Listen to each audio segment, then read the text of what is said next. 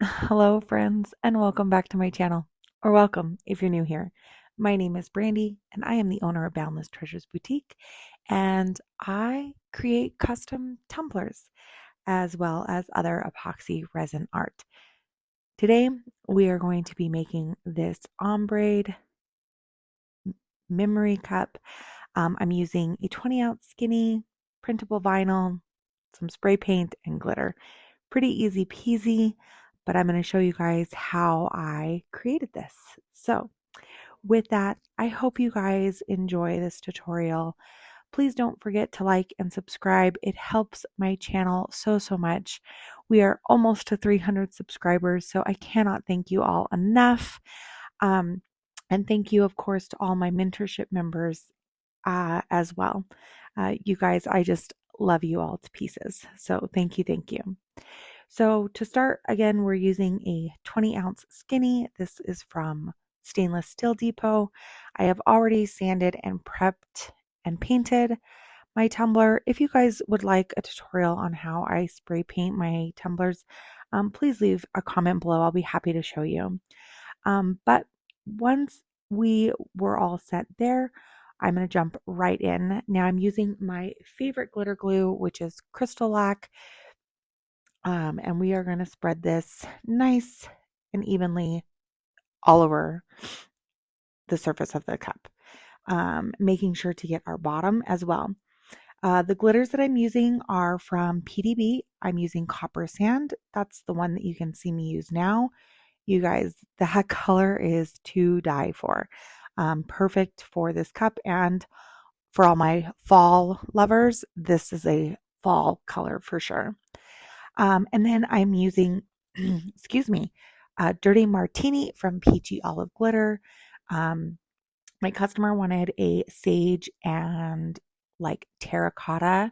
That's their wedding colors. So I did my very best to match those. So to start with your ombre, you're going to want to get the bottom of your cup rim and the top of your cup rim really well. From there, you want to tilt your cup down towards your previous color and lightly tap with your glitter up relatively high.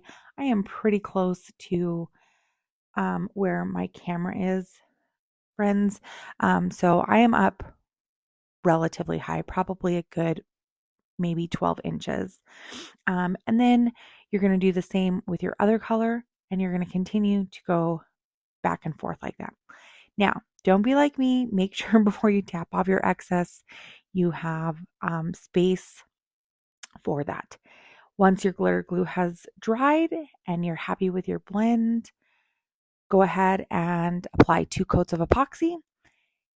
And here's where we are. Oh man, my timing is off on this today.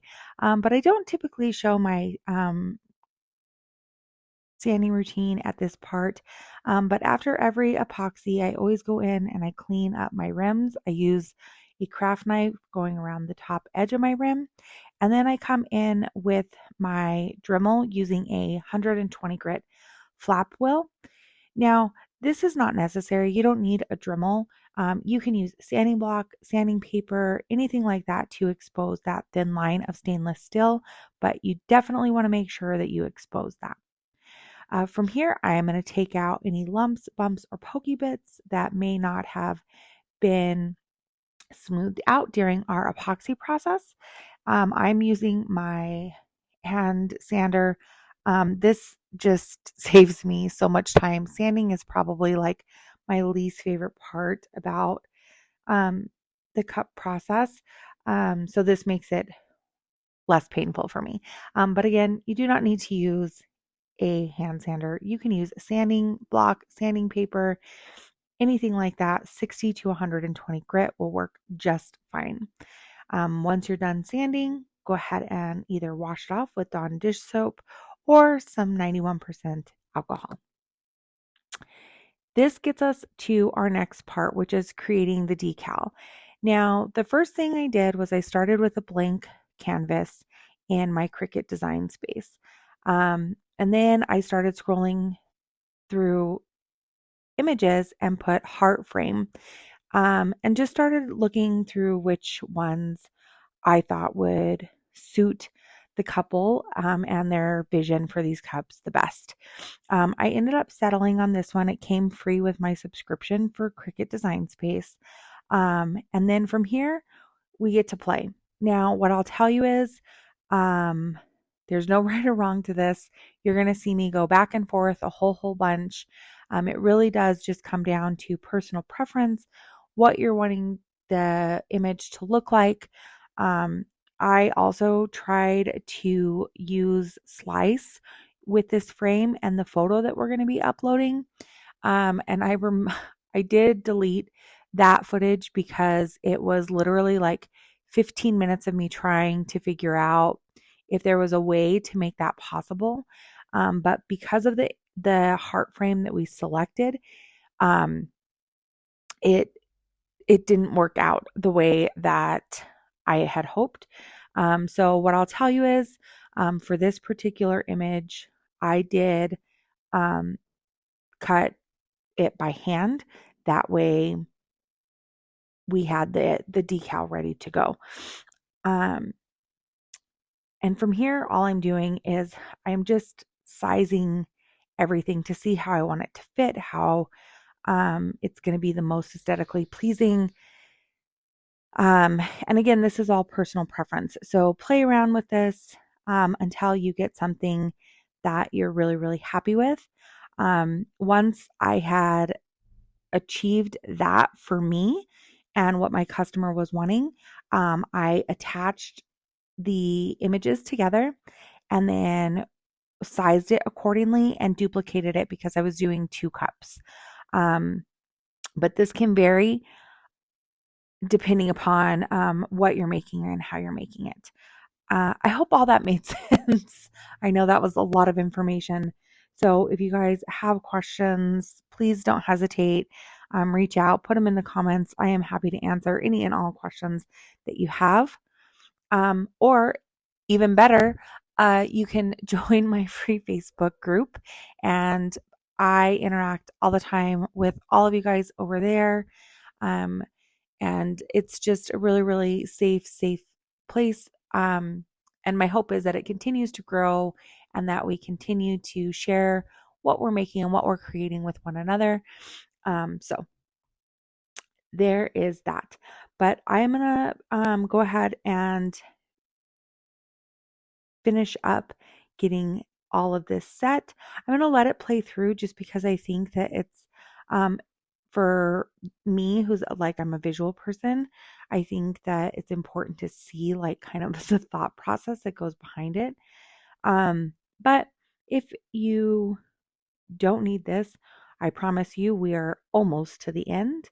And then I'll show you my print and cut settings from there.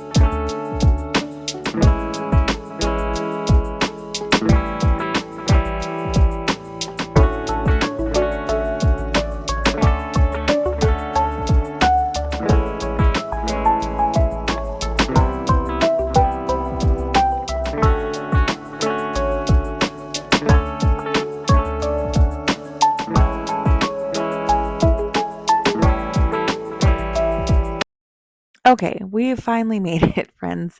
So I'm just going to save this because heaven forbid something happen. I don't want to have to recreate this all over again. I spent a lot of time trying to get this. Now we're in our print and cut. Now, what I'm showing here is I am showing that this is in 2 different spaces. So I flipped back to my main canvas to see if there was any possible way that I could fit these onto one sheet.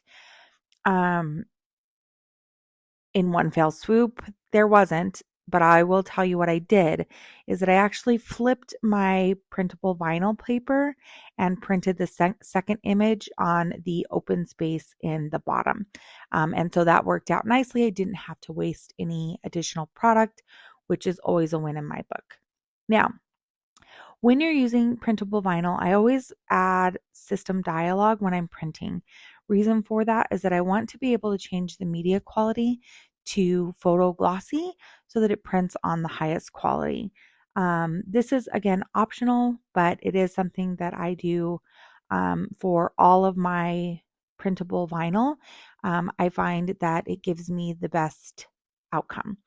But from there, we're going to send it off to uh, our printer, and get both of those images printed. And once they're printed, again, because we couldn't slice these, we're going to cut these bad boys by hand. So there's a little extra love that's going into these particular decals that we're putting on, but it was relatively quick and easy. And all I'm doing is just following the outline of the black heart. So sorry that all you're seeing is my hand. Just follow the lines, friends. Um, Cutting it wasn't super challenging. The one thing that I would recommend is please don't touch the photo itself. You can smear or smudge the image. I should have really been wearing gloves on both hands. I think at some point I realized this and put on my my second glove. There I go. Which also helps me apply it to the cup itself.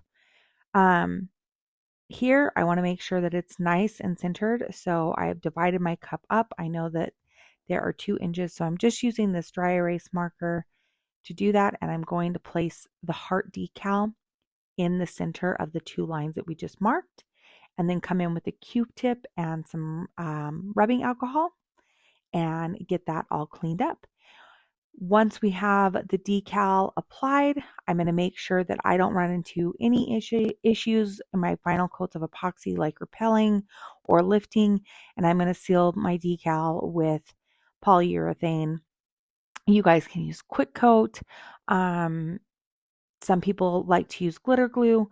Whatever you are most comfortable using, use that, but you are going to want to make sure that you seal your decals. I let that dry for about 30 minutes, give or take, and then off she went for her final 2 coats of epoxy. I used 30 milliliters on my final 2 coats, and she was done. I absolutely love how this turned out. The color combination wasn't one that I would normally do, so it was super fun to play with colors that aren't in my normal wheelhouse. But that is it for this week, friends. Please be sure to follow me on all my social medias. Join me on my Facebook group. And if this inspired you to create something, I'd love to see what you create. I'll see you guys in a few weeks.